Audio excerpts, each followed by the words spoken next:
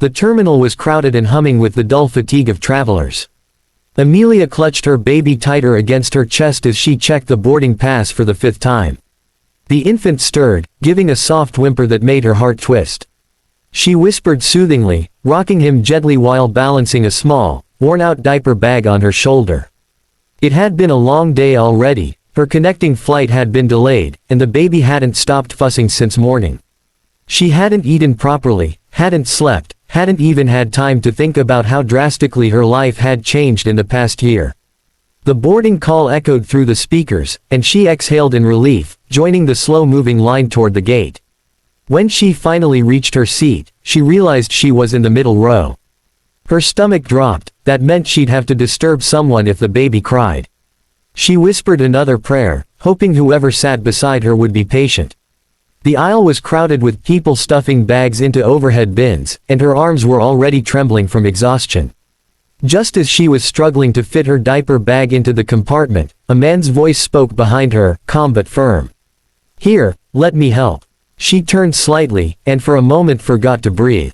The man was tall, immaculately dressed in a dark suit that looked out of place among the tired travelers. His watch glimmered under the cabin light, understated but expensive. His expression was unreadable, the kind that came from years of getting what he wanted without ever raising his voice.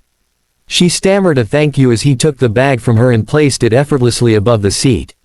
"You're welcome," he said simply, before sitting down in the window seat beside her. The plane took off soon after, and Amelia tried to calm her son, who had begun to fuss again.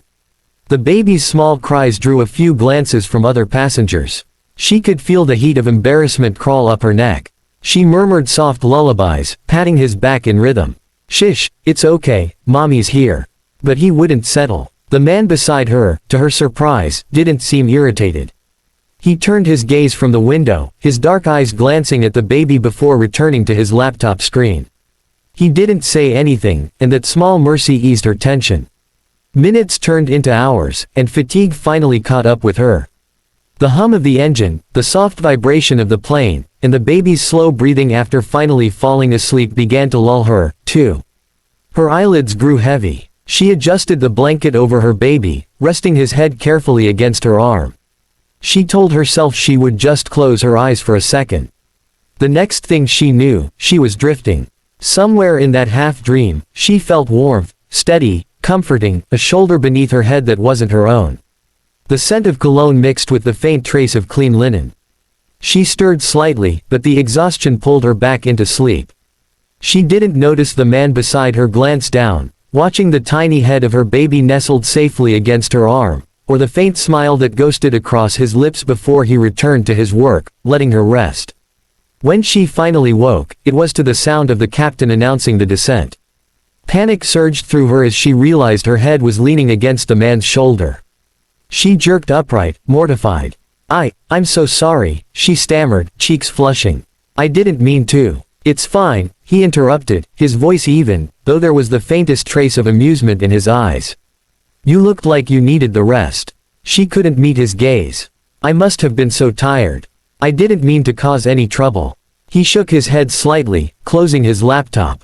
"You didn't. Your baby didn't cry once after you fell asleep. That's impressive." Amelia managed a nervous laugh. "He must have been as tired as I was." She looked down at her son, his small fingers curled around the edge of his blanket. "Thank you for not waking me." "You're welcome," he said again, and there was something almost gentle in the way he spoke, though his expression remained composed. He glanced briefly at her hands, rough from overwork, at the faded strap of the diaper bag, and then back at her face. She looked younger than she probably felt.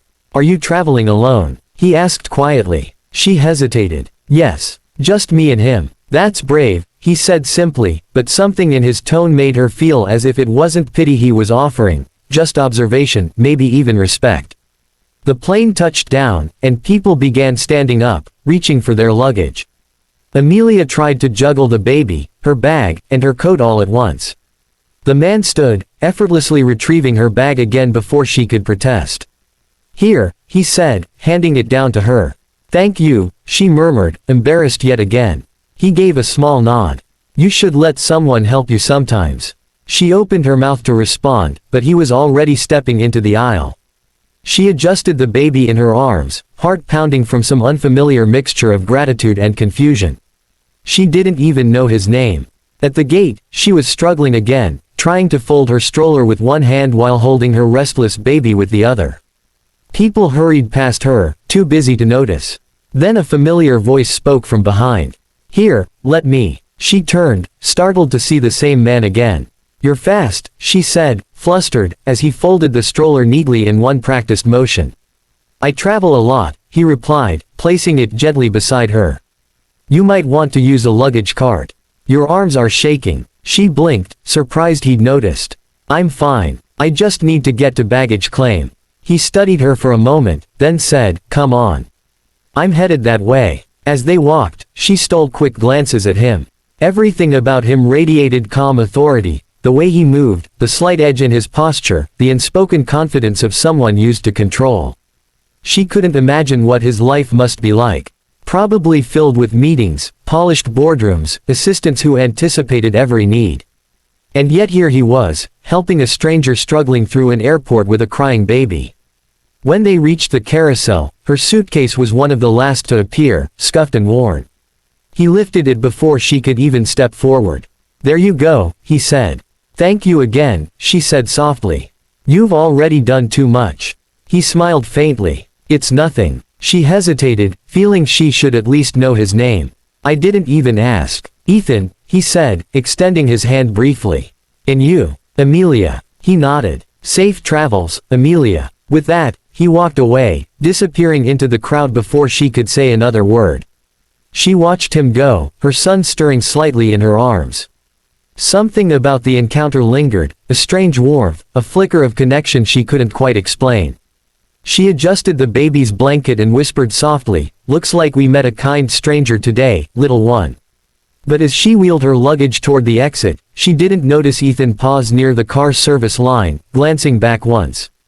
There was something about the young woman with the tired eyes and the quiet strength in her movements that stayed with him longer than he expected. He turned away, but the image of her asleep against his shoulder, peaceful despite the chaos around her, refused to leave his mind. He didn't yet know why, but this wasn't the last time he would see her.